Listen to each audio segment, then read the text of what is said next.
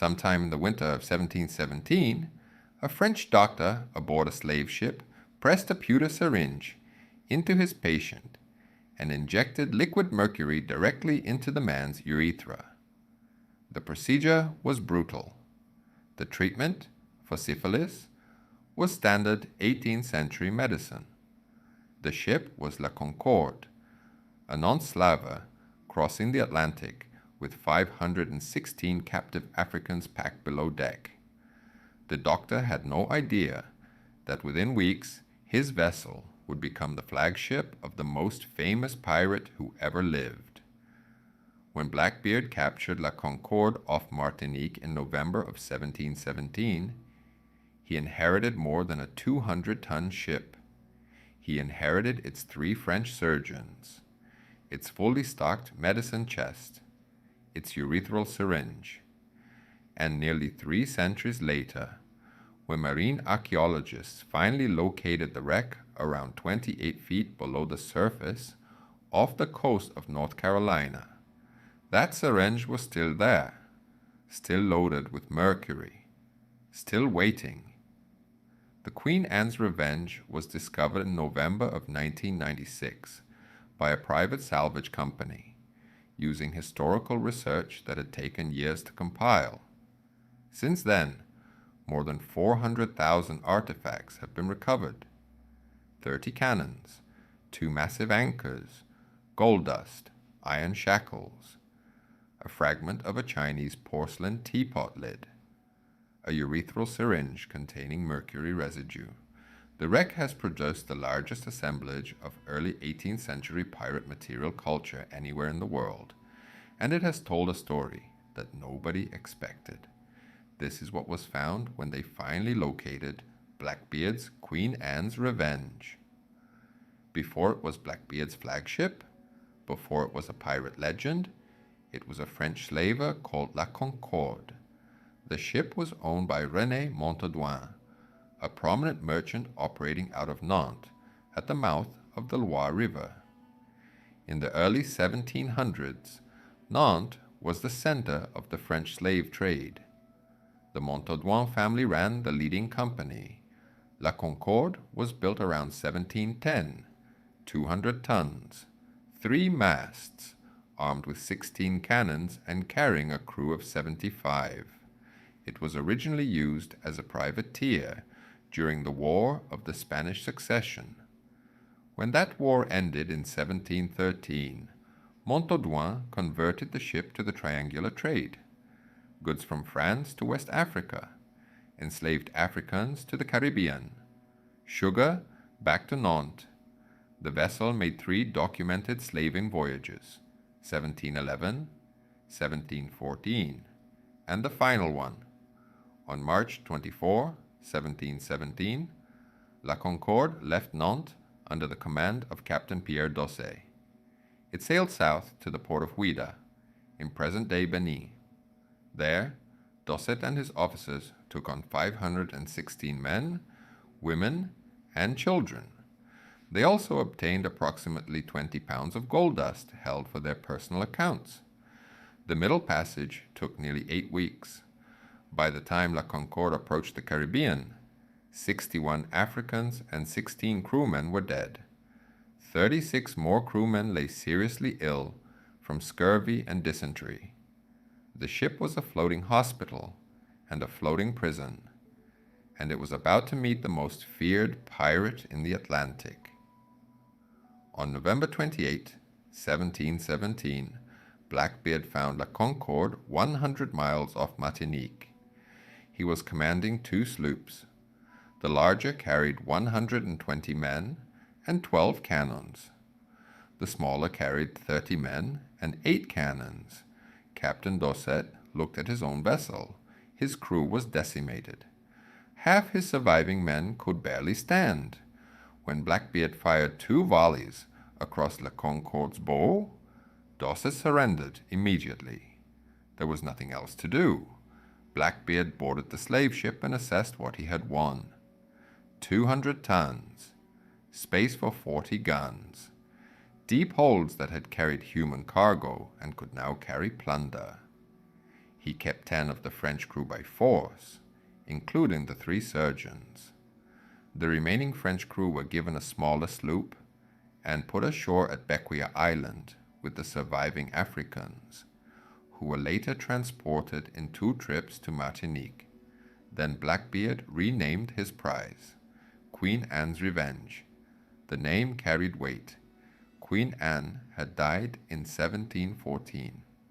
The new king, George I of Hanover, was deeply unpopular with a faction of English Jacobites who still hoped for a Stuart restoration. By naming his flagship for the dead queen, Blackbeard was making a statement. He was not merely a thief, he was an adversary. Over the next 6 months, the Queen Anne's Revenge became the most feared pirate ship in the Western Hemisphere.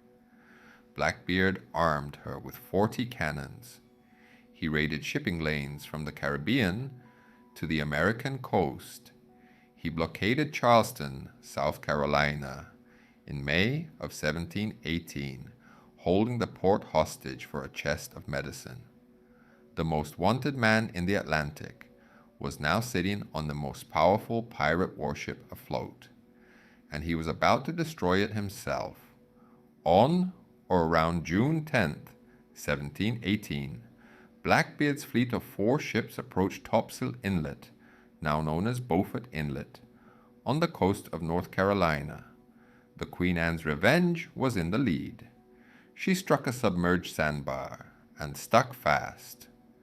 The Adventure, commanded by Blackbeard's quartermaster Israel Hands, moved in to help. It also grounded. According to the later deposition of David Heriot, a captured captain who witnessed the event, the grounding was not an accident. Heriot testified that Blackbeard wanted to break up the companies and to secure what money and effects he had for himself. The pirate commander had grown tired of sharing. A grounded flagship was the perfect excuse to disperse the crew, take the most valuable plunder, and vanish with a handful of loyal men.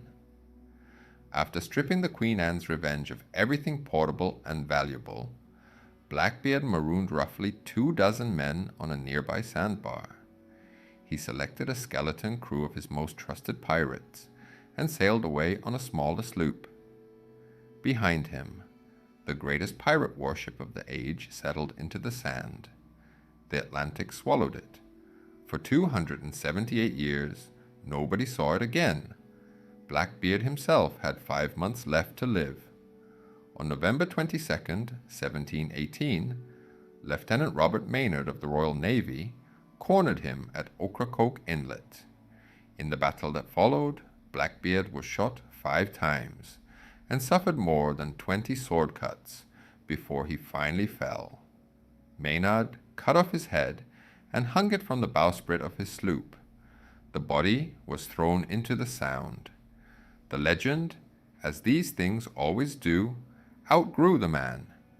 In November of 1996, a private salvage company called Intersal Incorporated was searching for a different wreck entirely. Intersal's president, Phil Masters, had spent years compiling historical research on shipwrecks along the North Carolina coast. His operations director, Mike Daniel, was the diver who finally found it. The wreck lay around 28 feet of water, approximately 1 mile off Fort Macon, near Beaufort. When the first artifacts came up, they told a story that matched the historical record with eerie precision.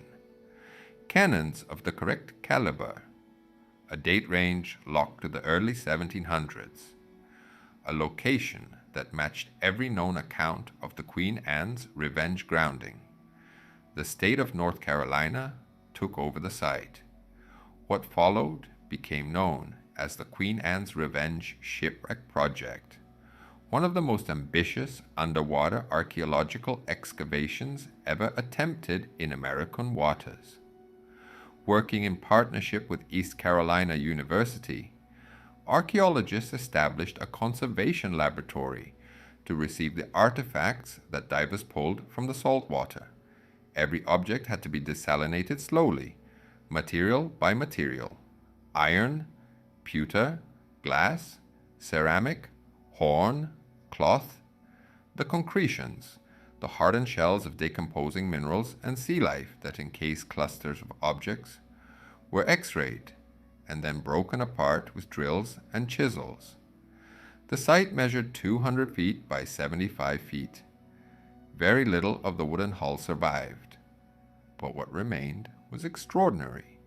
More than 400,000 artifacts have now been recovered from roughly 60% of the wreck site. The catalogue reads like a cross-section of 18th century life at sea, and it reveals the ship's double identity: slaver and pirate, floating market and floating fortress. Both identities lay on the same ocean floor. The weapons: 30 iron cannons, some weighing more than a ton, recovered by divers working with lift bags. 2 massive anchors, one of them nearly 12 feet long. Thousands of lead shot, sword hilts, hand grenades. The Queen Anne's Revenge was an arsenal. The medical equipment.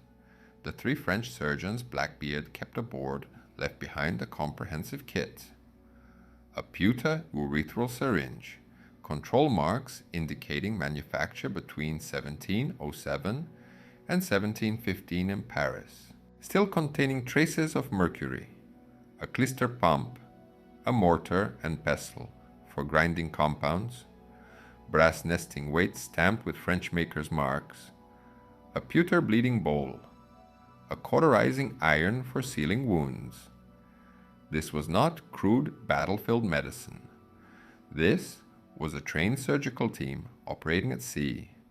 The galley, German stoneware jugs that had held rum, brandy, and water, English glass stemware, pewter plates and silver spoons, French and English glass bottles, a single fragment of a Chinese porcelain teapot lid, suggesting someone aboard had a taste for tea, and then the evidence that could not be looked past: iron shackles, hundreds of glass trade beads, fragments of African gold jewelry, tiny specks of gold dust, the remnants of the 20 pounds Captain Dosset had obtained at Whydah. The Queen Anne's Revenge was a slave ship that became a pirate ship. The artifacts from the wreckage do not let you forget either part of that story. Here is what the Queen Anne's Revenge has not given up: the main treasure. The stories, the legends, the 3 centuries of speculation all say the same thing. When Blackbeard grounded the ship at Beaufort Inlet, he stripped it first. He and his hand-picked crew took the most valuable plunder and disappeared. What they took, how much it was worth, and where it went, nobody knows. Blackbeard was killed 5 months later at Ocracoke. Before he died, according to Captain Charles Johnson's account, written in 1724, he was asked where the treasure was hidden. He reportedly replied that nobody but himself and the devil knew where it was, and the longest liver should take all. Whether he actually said those words cannot be verified. Johnson wrote 6 years after the fact, but the question has been repeated for 300 years regardless. The Queen Anne's Revenge gave up its cannons. It gave up its medical chest, and its galley ware, and its navigational tools, and its shackles, and its beads. The ship itself has been the greatest pirate archaeological find in history. But the treasure Blackbeard removed before the sandbar swallowed the hull has never been located. Not one chest, not one hoard, tied definitively to the man. History does not hide what it can protect. It hides what it can bury. And the difference between a lost legend and a found treasure is always one person who paid attention long enough to see what was actually there. The archaeologists of the Queen Anne's Revenge project paid attention for more than 20 years. They recovered 400,000 objects, but the one thing every pirate story promises: the gold, The silver, the chest of jewels, remained somewhere else, somewhere still hidden. Blackbeard's treasure did not sink with his ship. It sailed away with him into history, and it has stayed there ever since. Here is a question for you.